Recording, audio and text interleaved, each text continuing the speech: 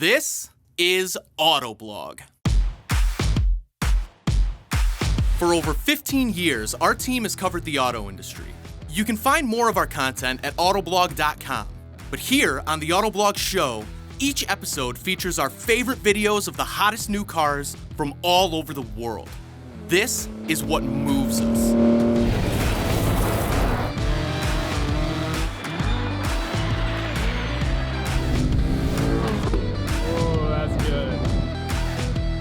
We're drivers, off-roaders, journalists, tech geeks, gamers, filmmakers, and adventurers. This is Autoblog.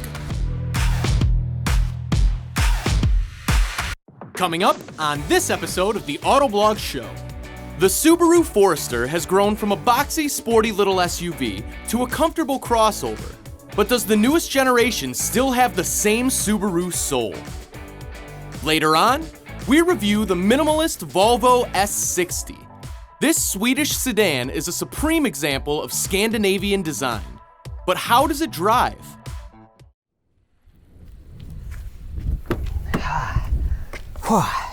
My friends and family think I'm crazy, well, for a number of different reasons, but specifically because I love the cold. So it's pretty fitting that I would fly to Michigan in the dead of winter just to drive our 2019 Subaru Forester Touring across the state and review it.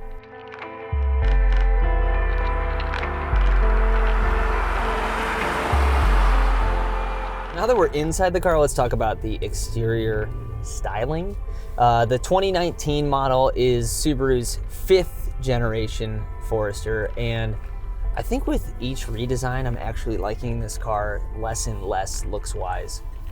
I really wish instead of this bulbous crossover design that this one currently has, they would have stuck to the boxy Foresters of the first, second, and third generations and made something different. This just looks like everything else out there on the market. I really don't like the color options, specifically for the Forester Touring, which is what we're driving now. So this color is called Horizon Blue Pearl, and it's not gonna offend anybody, but it's also not gonna get anybody excited either. Where are the colors that used to make me excited about Subarus, like Rally Blue and Hyper Blue and whatever the orange is for the Crosstrek, and that yellow that the Special Edition Crosstrek had a few years back? Man, those are awesome colors. These, not so much. So hopping into the interior, in the Touring, you can get any interior color you want, any material you want, as long as it's black or brown leather. I actually like the brown leather. I don't like it with the blue paint job, but I think that has more to do with the paint than it does the interior. Once you get in, this is a very spacious and airy interior. I will say, even though I don't like the exterior of the newer Foresters, this is by far the most comfortable I've ever been driving a Subaru Forester. With the sunroof, the interior is just so bright and airy. The pillars are small. It's very easy to see in almost every direction. The touchscreen is easy to use, though it is pretty glossy, so when it's bright out, there is quite a bit of glare that's coming off the screen itself. I'm really impressed with how it's evolved from what arguably was the worst infotainment system out there to something that's easy to use. It's just no frills. Speaking of infotainment, I was just in the Volvo S60 doing a review of that car, and the audio system, it's a Harman Kardon audio system in that car, sounds amazing. And so I hopped into this thinking, here's a vehicle that's roughly half the price of that one, probably has a way worse audio system. And could I not have been more wrong? We turned up our music all the way in this car, and the audio system is phenomenal. For something that's in the $30,000 range, I was really pleasantly surprised at how good the audio quality is. And that's when I looked down at the speakers and saw that this is a Harman Kardon audio system as well. So it makes sense that the one in the Volvo and the one in the Subaru both sound very good. It's just that you're paying twice as much for a car in that Volvo. I just didn't expect it out of this Subaru.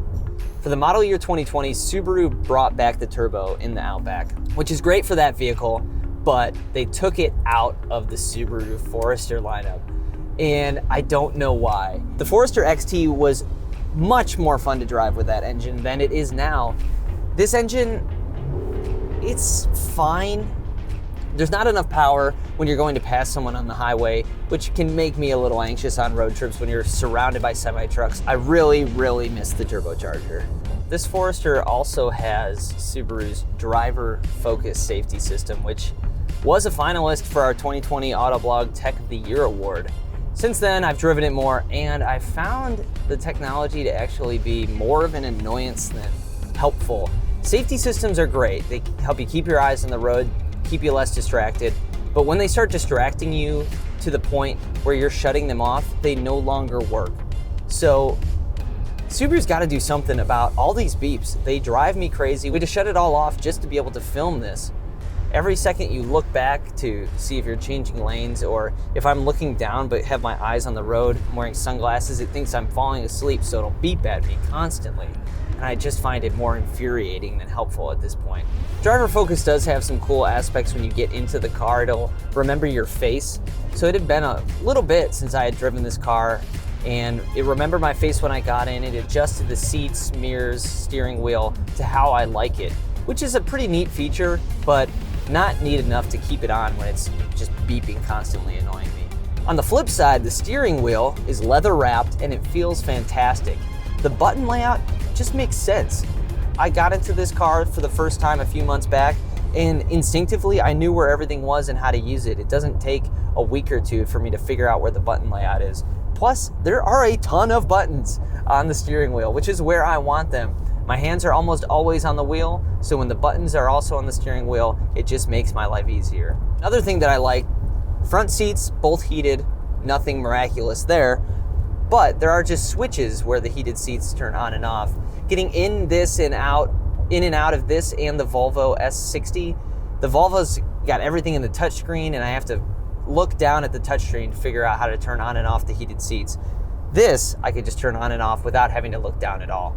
So this is technically in the compact crossover category, which is a little bit misleading. This is almost in no way compact, which when you're maybe trying to fit into a tight parking space might be an issue, but for me and my passengers, not an issue whatsoever.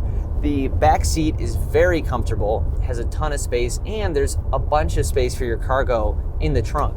So when it comes to the driving modes, you have a few different options. You have a sport mode here sport mode, pretty self-explanatory. Then you have also an intelligent mode. It says SI Drive. It shows you right up here when you press it. So there's sport mode and there's intelligent mode.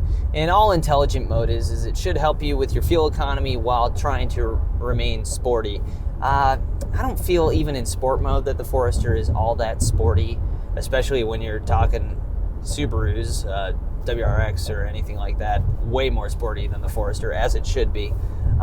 So I just pretty much keep it on intelligent mode to help with my fuel economy. Some other options you have down here, X mode, which is just an easy way to say that there are different driving modes here for snow and dirt and deep snow and mud, and then you can just hit the button and it'll bring you back to normal.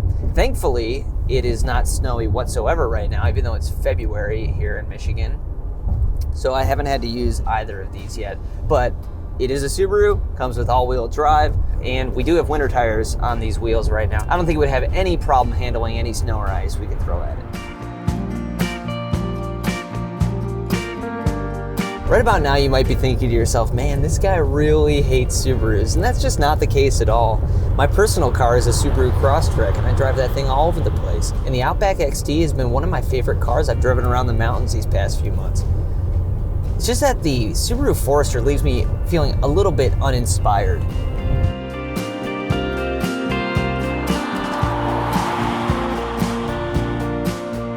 The outgoing, unique personality the Forester used to have is gone, replaced by a lobotomized, focus group designed vehicle that isn't as fun to drive or look at. In a day and age where every other company is attaching turbos and making their compact crossovers more fun to drive, Subaru seems to have taken the opposite route, removing the turbo and manual option in the Forester. That said, this Forester is by far the most comfortable and practical I've ever driven. But to me, comfort and practicality aren't enough to win out, especially when Subaru itself has been making so many better, more interesting options. And if that safety system beeps at me one more time while I'm looking to see if it's clear to change lanes, I'm going to lose my mind. Shut up. Up next, we head to Michigan in the dead of winter to drive the plug-in Volvo S60 T8.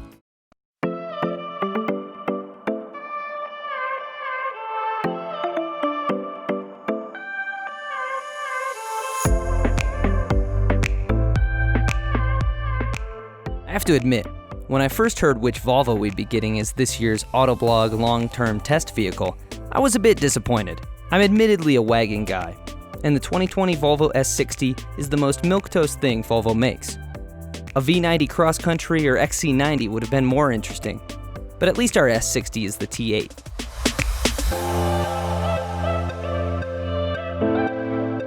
So I hit the road, driving across the state from Detroit to Chicago in the dead of winter to see if the S60 could convince me that it isn't the least exciting vehicle in Volvo's lineup. A lineup that is arguably its best ever.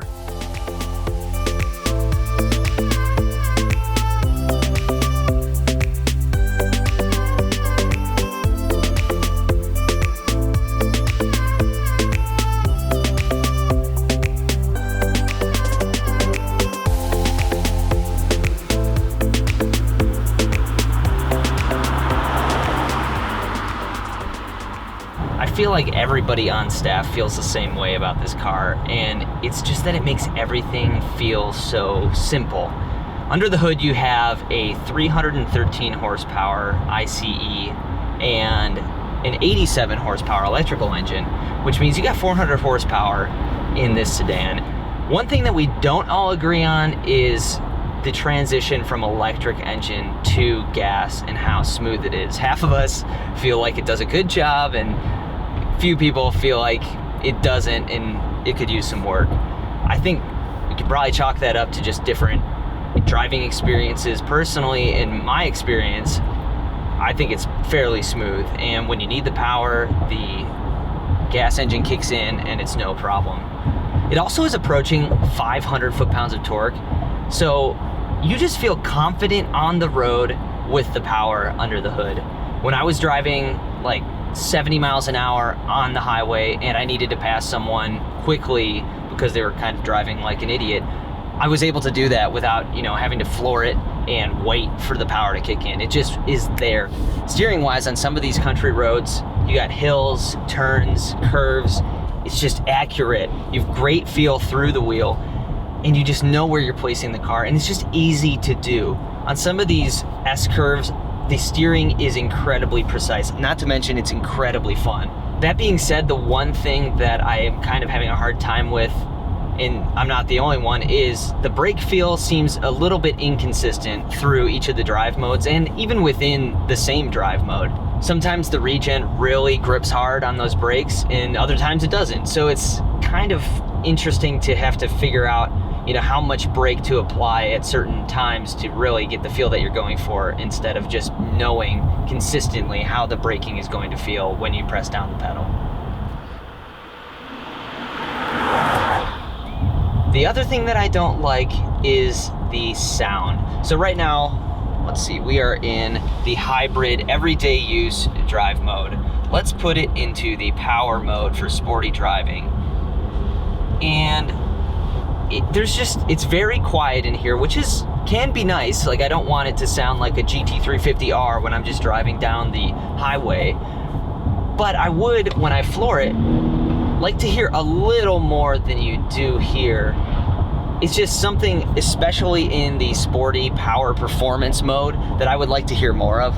I like a crackle when I floor it, like you hear from a lot of Jags. When I'm looking for a more sporty experience, having that sound come out of the exhaust would just envelop me in the driving experience better than it does currently.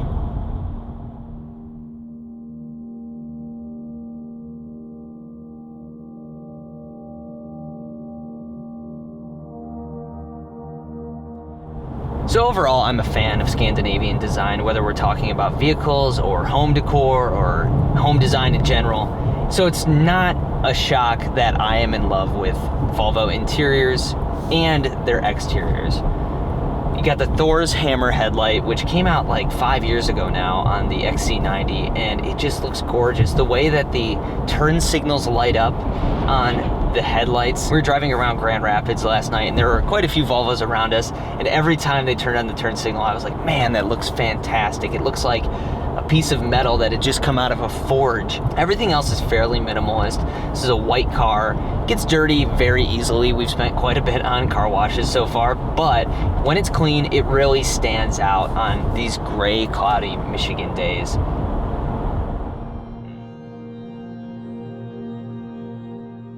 I just got done with a run on the beach in Saugatuck. It is 30 degrees out. It is cold out here. And passed by some incredible Scandinavian architecture, which brings me to the interior of this Volvo S60 T8. This interior is phenomenal. The wood paneling here is just classy. I even like the brown leather. I'm not usually a brown leather fan. And there are like no panel gaps anywhere. Take note, General Motors, because this is what a luxury interior should look and feel like.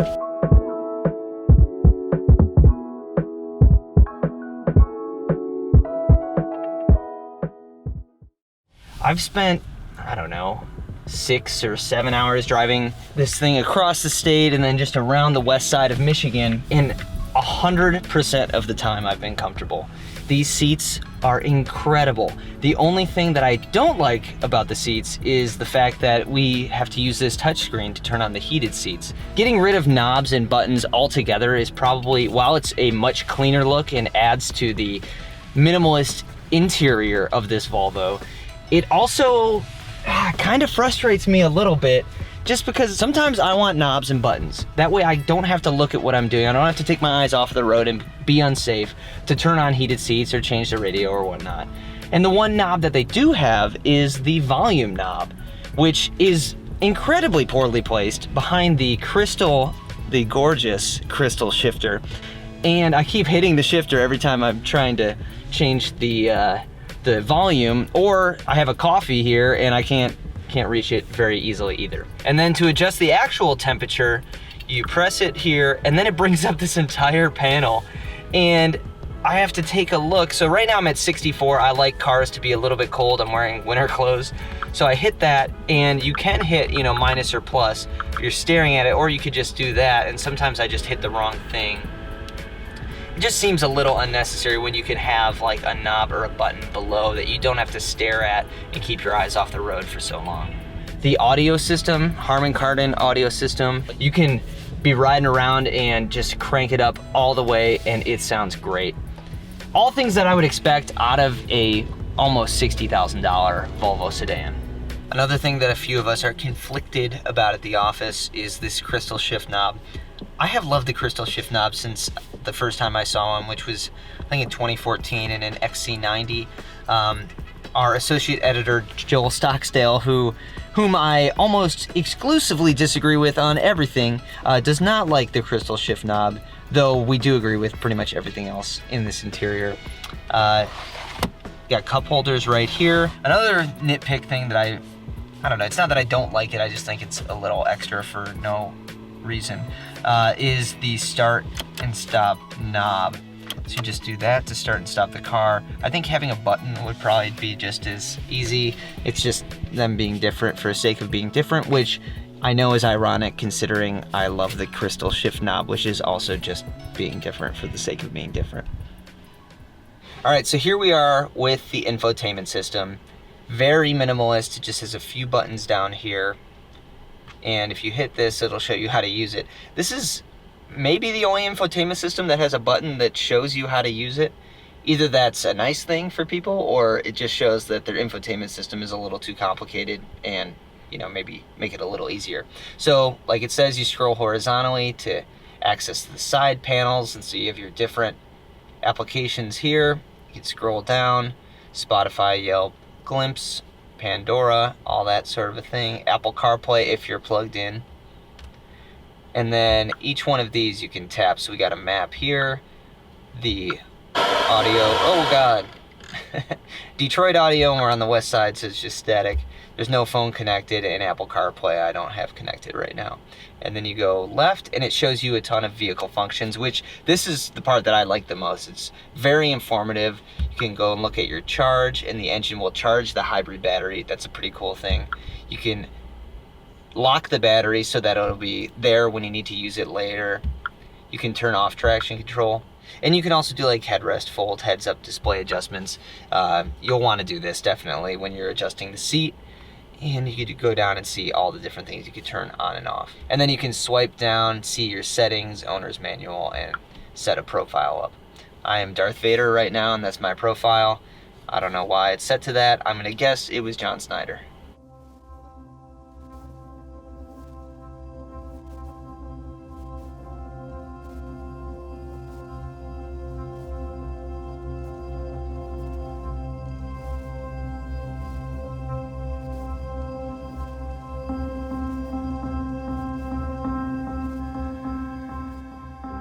Out of everything that Volvo offers, the sedan, to me personally, is probably the least interesting.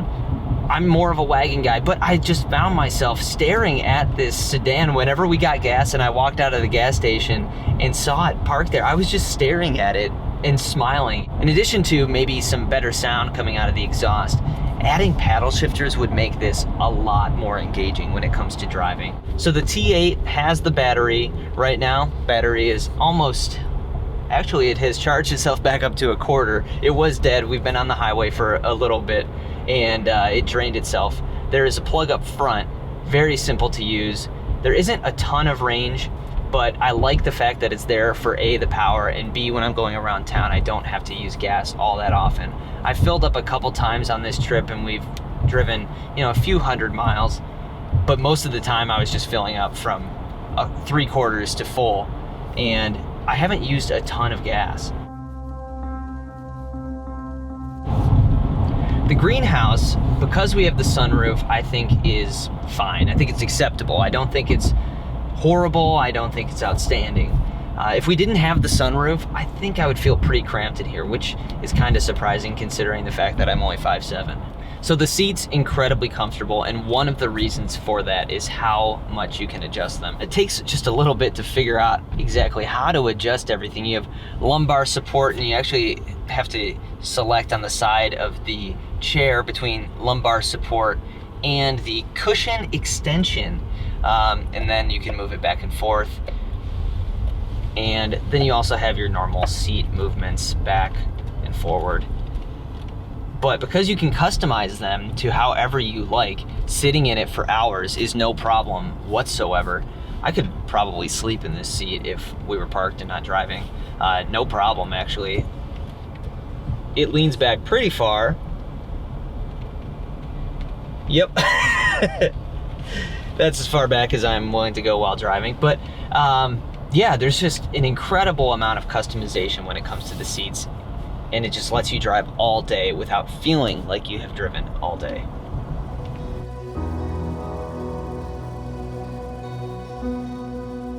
So I brought up the sticker of this Volvo, and the base price for the S60 T8 is $55,400, which I think is an appropriate price. The extras that we have in here are the heated steering wheel and the heated rear seats, $750. The metallic paint, $645. I think that's a funny term for the paint because it doesn't look very metallic from the outside. It's just white paint. We have integrated end pipes that cost $285. The 19-inch wheels are $200 a piece, so another $800 total. And roughly $1,000 destination charge, which brings the total MSRP of this test vehicle to $58,875, which doesn't seem too outrageous to me. It is an incredibly good-looking vehicle inside and out. It performs well, and it's a luxury vehicle, so south of 60 feels like a solid price. Sure, the lack of buttons and knobs can be a bit frustrating, and the interior storage is minimal, but there's not much else to complain about with the Volvo S60 T8. I'm definitely jealous of the guys in the Detroit office who get to drive this thing for the rest of the year. Thanks for watching, and we hope you enjoyed this episode of the Autoblog Show. For a lot more of our content, check us out at autoblog.com, where you can find the latest reviews and news on all of your favorite cars.